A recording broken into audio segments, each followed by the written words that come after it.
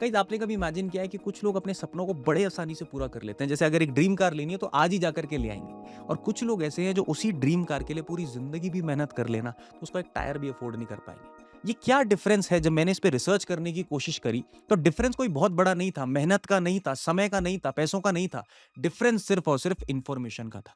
उन बड़े लोगों के पास, उन बड़े बिलियनर्स के पास कुछ ऐसी इंफॉर्मेशन थी जो आज रिटेल इन्वेस्टर्स के पास नहीं है। एग्जाम्पल के तौर पे देख लो, आज गोल्ड और सिल्वर में बड़े बड़े सेंट्रल बैंक्स, बड़े बड़े बिलियनर्स और टॉप इन्वेस्टर्स एग्रेसिवली बाइंग कर रहे हैं, लेकिन आज रिटेल ट्रेडर को पता ही नहीं है कि क्यों एग्रेसिवली बाइंग हो रही है, कहां पर उन्हें घुसना चाहिए और कहां पर उन्हें निकलना चाहिए। इस वीडियो में हम सिंपल प्राइस चार्ट नहीं देखने वाले, हम ये देखने वाले हैं कि डिटेल्ड वे में रियल रिस्क क्या है, रियल रीजंस क्या है गोल्ड और सिल्वर के ऊपर जाने के, इन्वेस्ट करना चाहिए और किस तरीके से राइट फॉर्म में इन्वेस्ट करना चाहिए। आज ये पूरी चीजें डिटेल्ड वे में हम समझने वाले हैं, और वो क्या इंफॉर्मेशन है जो बड़े बैंक्स के पास है और हमारे पास नहीं है, वो भी हम इस वीडियो में रिवील करने वाले हैं। तो इस वीडियो पे आपको बिल्कुल भी टाइम वेस्ट नहीं लगेगा, पूरी इंफॉर्मेशन दूंगा, शॉर्टेस्ट फॉर्म में दूंगा, बस आपको बने रहना टुवर्ड्स द एंड। और स्ट्रैटेजी जो है जिसको मैं फॉलो करता हूं गोल्ड और सिल्वर में इन्वेस्ट करने के लिए, वो भी आपको बताने वाला हूं। तो बिना समय गवाए शुरू से शुरू करते हैं। देखो, शुरू से बताता हूँ, बहुत ज़्यादा इंटरेस्टिंग स्टोरी है ये। उससे भी पहले मैं बोलूँगा कि भाई सब्सक्राइब कर लो चैनल को, क्योंकि बहुत डिटेल्ड वे में ये वीडियो होने वाला है। मिस हो गया तो बहुत बड़ी गलती आप करोगे, और इसके बाद भी और पार्ट्स आने वाले हैं, इससे पहले भी और पार्ट्स हैं, तो वो भी आपको रिकमेंड हो जाएंगे अगर आप चैनल को अभी सब्सक्राइब कर दोगे। फटाफट से सब्सक्राइब कर लो, कोई पैसा नहीं लगता, फ्री ऑफ कॉस्ट। देखो, होता क्या था, पुराने ज़माने में गोल्ड और सिल्वर के कॉइन्स बनते थे। छोटे-छोटे कॉइन्स बनते थे, सर्कल में बनते थे, थोड़े मोल्ड होके बनते थे। उनको एक्सचेंज किया जाता था एज़ करेंसीज़। जैसे आज हम पेपर के नोट्स देते हैं ना, वैसे पहले गोल्ड और सिल्वर के कॉइन्स होते थे। लेकिन उसके बाद क्या हुआ, समय चेंज हुआ और पेपर करेंसी आ गई। लेकिन ये भी नॉर्मल पेपर नहीं होता था। पेपर करेंसी आई जो गोल्ड बैक्ड होती थी। यानी कि जितना गोल्ड एक कंट्री के पास होगा, उतना ही पेपर करेंसी वो प्रिंट कर सकते हैं। लेकिन हुआ क्या भई, अंग्रेजों को खाज खुजली होती है। उन्होंने बोला आप क्यों कंट्रोल करोगे? हम इस चीज़ को कंट्रोल करेंगे। तो 1971 में यूएस ने एक रूल निकाला कि भई देखो, ऐसा कुछ नहीं है कि आपके पास जितना गोल्ड है उतना प्रिंट करना है। जितना मर्ज़ी आप प्रिंट कर लो, कुछ नहीं होने वाला। लेकिन इससे एक फ़र्क पड़ा इकोनॉमी के ऊपर कि महँगाई बढ़ने लगी। वो क्यों बढ़ने लगी, उसको इन्फ्लेशन कहते हैं, और मैं आसान भाषा में आपको समझाता हूँ एक एग्जांपल के थ्रू। मान लो मेरे पास 100 चॉकलेट्स हैं, ठीक है? 100 चॉकलेट्स हैं और खाने वाले 10 लोग हैं। चॉकलेट्स ज़्यादा हैं, खाने वाले लोग कम हैं, तो बहुत ज़्यादा सप्लाई है। तो वो मैं 10-10 रुपए की बेचूँगा, वो बिक जाएगी क्योंकि वो रेट ठीक है उन लोगों के लिए। लेकिन मान लो चॉकलेट 100 ही हैं और अचानक से उस गाँव में माइग्रेशन हुआ, लोग बढ़ गए, हज़ार हो गए। तो अब चॉकलेट का दाम बढ़ जाएगा, क्योंकि भाई पहले खाने वाले लोग कम थे। उन्होंने कहा भाई मिलती रहेंगी चॉकलेट्स। अब खाने वाले लोग ज़्यादा हैं, वो बोल रहे हैं मिलेंगी ही नहीं। डिमांड बढ़ गई है, जिसकी वजह से चॉकलेट के प्राइसेस बढ़ जाएँगे, और इसी चीज़ को इन्फ्लेशन बोलते हैं। वैसे ही दोस्तों पैसों के साथ होता है। जैसे-जैसे आप पैसे को प्रिंट करना स्टार्ट करते हो, प्राइसेस भी ऊपर चले जाते हैं और करेंसी की वैल्यू नीचे गिर जाती है। तो जैसे महँगाई बढ़ रही है ना, वैसे करेंसी की वैल्यू नीचे आ जाती है। लेकिन आप गोल्ड का देखो, गोल्ड को आप प्रिंट ही नहीं कर सकते हो, गोल्ड की लिमिटेड सप्लाई है, गोल्ड प्रिंट नहीं होगा। इसीलिए जितना मर्जी आप कोशिश कर लो, गोल्ड में करेक्शन ज़रूर आता है, आप चार्ट पे भी देख रहे हो। लेकिन करेक्शन का मतलब ये नहीं कि गोल्ड गिर जाएगा, जैसे ही करेक्शन आएगा वैसे ही वो ऊपर चला जाता है, क्योंकि उसकी सप्लाई लिमिटेड है।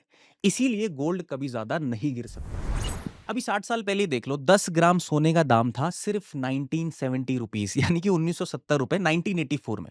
उसके 20 साल बाद वो 5850 2004 में, और 2024 में 80,450 रुपए तोला, यानी कि 10 ग्राम का। और अब तो 1 लाख ही क्रॉस कर दिया। चाहे वॉर हो, पॉलिसी चेंज हो, क्रैश हो, गोल्ड का भाव इन केस गिरा भी तो वो फास्ट रिकवर हो जाता है। और अगर आप निफ्टी का रिटर्न्स देख लो लास्ट 20 इयर्स का और गोल्ड का देख लो, तो गोल्ड जीत जाता है। अब आते हैं सिल्वर के पास, गोल्ड का छोटा भाई। 2020 में 40,500 पर केजी, 2025 में 1,34,500 पर केजी, ऑलमोस्ट 3x जंप। लेकिन क्यों, इसका क्या रीजन है, मतलब अचानक से क्यों इतना बढ़ गया? सबसे मेन रीजन है इंडस्ट्रियल डिमांड। देखो, जो सिल्वर का यूज होता है वो सोलर पैनल्स में होता है, वाटर प्यूरिफायर में होता है, इलेक्ट्रिकल डिवाइसेस में होता है, ईवीज में होता है, मेडिकल में भी होता है, यानी कि सब जगह सिल्वर को यूज किया जा रहा है। और ये जो मेटल है ना, ये इरिप्लेसेबल मेटल है, यानी कि आप कितनी भी कोशिश कर लो, जहां पे सिल्वर का यूज केस है वहां पे सिल्वर का यूज केस है, उसकी जगह कोई और मेटल नहीं लगाया जा सकता, इररिस्पेक्टिव ऑफ द कॉस्ट। तो यानी कि इसकी सप्लाई बहुत कम है, डिमांड बहुत ज्यादा बढ़ रही है, जिसकी वजह से, जैसे मैंने चॉकलेट का एग्जांपल दिया था,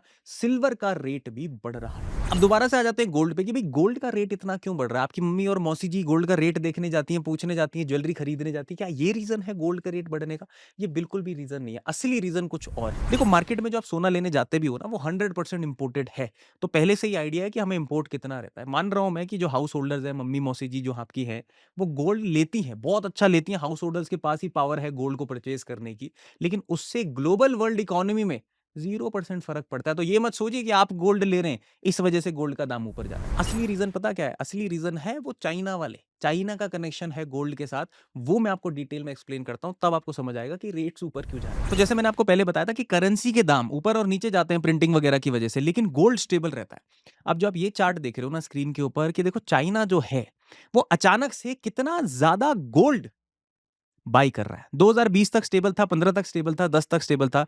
अचानक में 2025 स्टार्ट होने से पहले इतना ज्यादा चाइना ने क्यों गोल्ड खरीद लिया? असली रीजन क्या है? देखो दोस्तों, ये जो मैंने आपको नंबर्स दिखाए ना, ये वहां के इन्वेस्टर्स के नहीं है जो नॉर्मल रिटेल इन्वेस्टर्स हैं।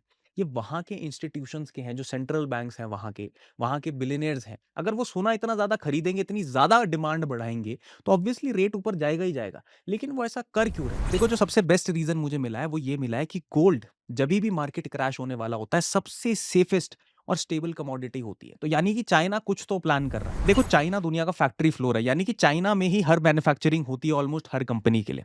तो जब यूएस कंपनीज जैसे वॉलमार्ट, अमेजॉन, एनवीडिया ऑर्डर्स काटना शुरू करते हैं ना, तो चाइनीज मैन्युफैक्चरर्स को पहले ही पता चल जाता है। देखो, Q3 2025 में एआई चिप ऑर्डर्स 22% गिर गए। This is a massive signal. और इसी दौरान gold reserve has went up. Crash आने का सिर्फ यही एक सिग्नल नहीं है, और भी रीजंस हैं। जैसे आपने देखा ही होगा कि यूएस चाइना का इशू है, एआई बबल जिससे स्टॉक क्रैश हो सकता है, जियोपॉलिटिकल टेंशंस भी हैं, और सबसे बड़ा है दोस्तों यूएस का कर्जा। $35 ट्रिलियन का, मतलब इतना बड़ा नंबर है जो हमने सुना भी नहीं है। मतलब $35 ट्रिलियन, अंदाजा भी नहीं लगा सकते आप कितना बड़ा कर्जा है। और इससे बचने के लिए सिर्फ एक ही चीज है। और ये मत सोचो कि सिर्फ चाइना गोल्ड खरीदने के पीछे भाग रहा है, इंडिया भी पीछे नहीं रह रहा है। इंडिया ने लास्ट कुछ सालों में 200 टन गोल्ड अपने रिजर्व्स में ऐड किया है। तो जिनको पता है ना कि कुछ बड़ा होने वाला है, जिन बिलियनर्स को पता है, इन्वेस्टर्स को पता है, वो तो गोल्ड खरीद रहे हैं। लेकिन अगर आपको भी समझना है कि हम लोग कैसे गोल्ड में इन्वेस्ट करें ताकि हमारा पोर्टफोलियो भी सेव रहे और हम लोग भी भाई मार्केट के क्रैश का फायदा उठाए, तो किस तरीके से आपको इन्वेस्ट करना है, मैं वो आपको प्रोसेस बताता हूं। सिंपल वे में स्ट्रैटेजी बताऊंगा, मेथड बताऊंगा, कहां पर खरीदना है वो भी बताऊंगा। बने रहिए। आगे की बात बताने से पहले आपको बता दूं कि मेरा एक फ्री टेलीग्राम चैनल भी है, जिसका लिंक आपको डिस्क्रिप्शन में मिल जाएगा। अगर आप उसे ज्वाइन करते हैं तो आपको मार्केट के फ्री अपडेट्स मिल जाएंगे, जहां पर मैं important information free of cost आप लोगों के साथ शेयर करता हूं। डेली मार्केट रिपोर्ट आप लोगों के लिए आती है, जहां से आपको एक दिन पहले आइडिया हो जाएगा कि एफआईआईज और डीआईआईज किस वे में मार्केट को ले जाने का प्लान कर रहे हैं। तो फ्री टेलीग्राम चैनल डिस्क्रिप्शन से आप ज्वाइन कर सकते हैं। अब बहुत लोग क्या करेंगे, इतना समझ गए कि भैया कुछ ना कुछ इशू जरूर चल रहा है, बड़े लोगों को कुछ पता है। मैं काम करता हूं, सुनार से ज्वेलरी बना लेता हूं, क्योंकि इन्वेस्ट ही तो करना है गोल्ड में। अरे रुको भैया, थोड़ा सब्र रखो। देखो, ज्वेलरी ना ब्यूटीफुल होती है, इमोशनल भी होती है, और देखो सुंदर भी दिखती है पहनने में। लेकिन ज्वेलरी एक इन्वेस्टमेंट नहीं। क्योंकि ज्वेलरी में क्या होता है, जैसे आप ज्वेलरी खरीदने जाओगे, आपको जीएसटी लगेगा 3%, आपको मेकिंग चार्जेस लगेंगे 15 से 20%। आप जब उसको बेचोगे तो आपको लॉस होगा रीसेल वैल्यू का, प्योरिटी का इशू आ सकता है। तो ज्वेलरी को ज्वेलरी की तरह रखो, वो राइट इन्वेस्टेबल चीज नहीं है। इन्वेस्ट किस तरीके से करना है आपको, वो मैं आपको स्टेप बाय स्टेप बता रहा हूं। अगर नोट डाउन करना है तो कर लीजिए। देखो, गोल्ड और सिल्वर में सबसे बेस्ट इन्वेस्ट करने का तरीका, जहां पर ये मेकिंग चार्जेस, घोटाला, भाई प्योरिटी चेक करने का इशू, ये सब खत्म हो जाता है, वो है ऑनलाइन गोल्ड में इन्वेस्ट करने का। कैसे करोगे? ईटीएफ्स के थ्रू। ईटीएफ क्या होते हैं? Exchange traded funds. अब सिंपल वे में बताता हूं कि एक्सचेंज ट्रेडेड फंड्स ऑनलाइन कहां पर मिलेंगे, कहां अकाउंट खुलवाना है, कैसे आप इसमें इन्वेस्ट कर सकते हो। देखो, ये मेरा ब्रोकर है, जहां पर मैं यूज करता हूं इसको निफ्टी में इन्वेस्ट करने के लिए, स्टॉक्स में इन्वेस्ट करने के लिए, और गोल्ड और सिल्वर भी बाय करने के लिए। मैं आपको दिखाता हूं कि कैसे होता है सिंपल वे में।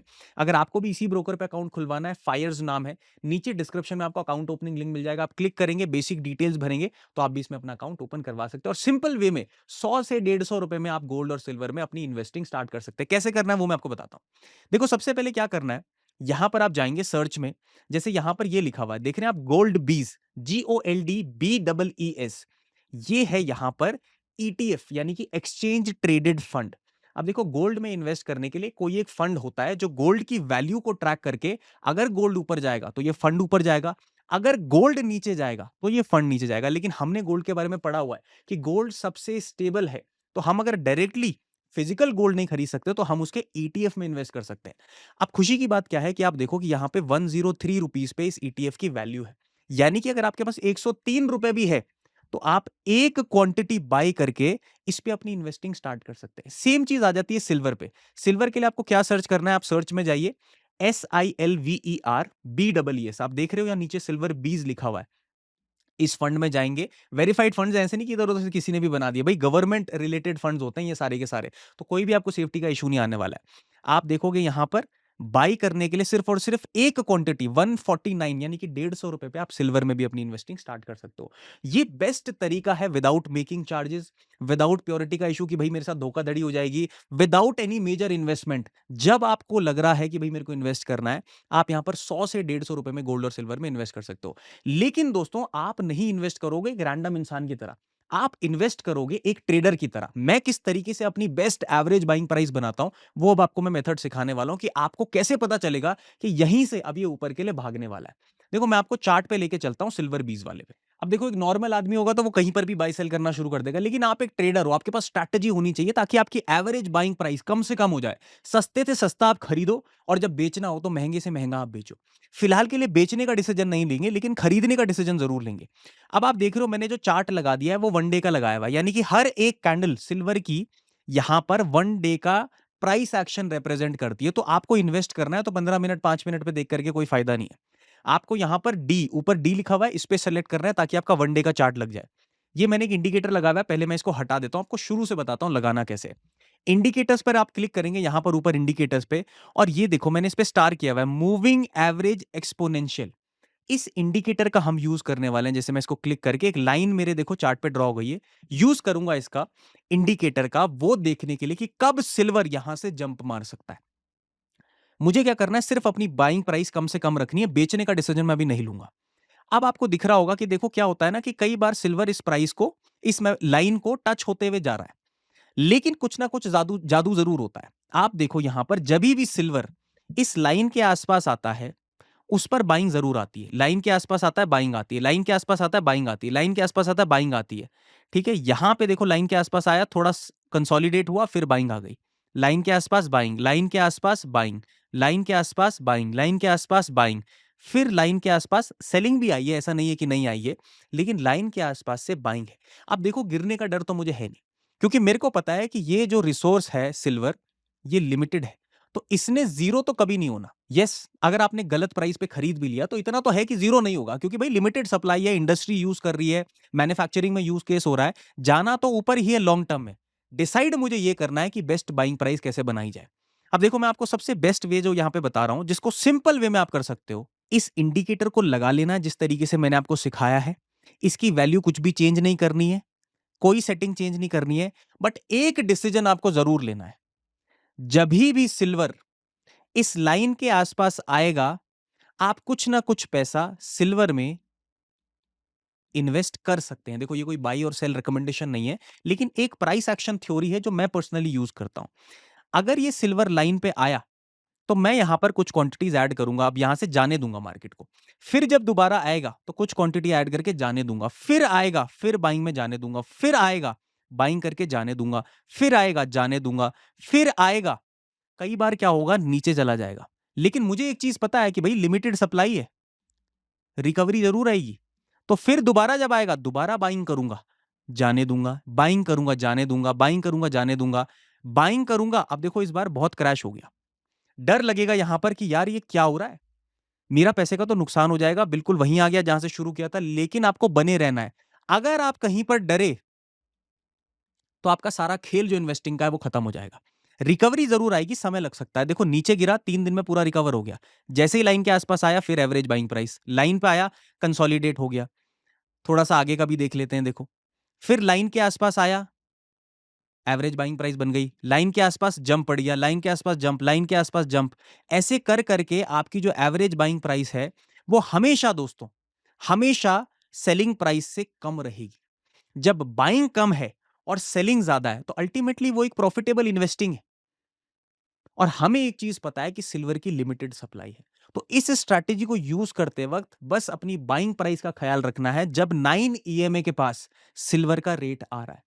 और सेलिंग का अभी नहीं करेंगे। जब सेलिंग का मेरे को लगेगा कि सिल्वर में कुछ बहुत ही घोटाला हो चुका है, बहुत ही खत्म हो चुकी है कुछ चीजें, तब बात करेंगे। लेकिन ये सिर्फ इन्वेस्टिंग स्ट्रैटेजी है, बने रहने की स्ट्रैटेजी है। जब आप कुछ महीने, कुछ साल इसी चीज के बेसिस पे इन्वेस्ट करेंगे, आप देखेंगे, बहुत बड़े प्रॉफिट की बात नहीं कर रहा हूं, लेकिन एक कॉर्पस धीरे धीरे करके आपका बिल्ड होने लग जाएगा। आज आप झुनझुनवाला जी का एग्जांपल देखते हैं, क्या उन्होंने कोई इस तरीके से पैसा बनाया कि आज खरीदा कल बेचा? उन्होंने धीरे धीरे करके अपना कॉर्पस बिल्ड किया। इस टाइम पे एज एन इन्वेस्टर आपके लिए जो कमोडिटी है सिल्वर और गोल्ड, ये एक बून है। ये एक वरदान है, अगर आप इसमें सही तरीके से इन्वेस्टिंग कर रहे हैं। तो दोस्तों एक रिकैप ले लेते हैं, आपने क्या सीखा? देखो सबसे पहले तो मैंने आपको हिस्ट्री बताई कि भाई गोल्ड और सिल्वर आया कहाँ से था, पेपर करेंसीज़ कैसे आई। फिर मैंने आपको बताया कि भाई क्यों इसमें अचानक से बाइंग आ रही है। कुछ खेल बड़े लोगों को पता है जो हमें नहीं पता है, उसका भी मैंने आपको हिंट दिया है। उसके बाद मेजरली तरीके से मैंने आपको बताया कि कैसे आप अवॉइड कर सकते हैं ज्वेलरी को और इन्वेस्टिंग स्टार्ट कर सकते हैं अपनी ऑनलाइन एसआईपी के माध्यम से। एसआईपी अपनी एवरेज बाइंग प्राइस कैसे कम करनी है, उसकी भी मैंने आपको ईएमए स्ट्रैटेजी बता दी बहुत बेस्ट तरीके से, जहां पे आपकी एवरेज बाइंग प्राइस बेस्ट हो जाएगी।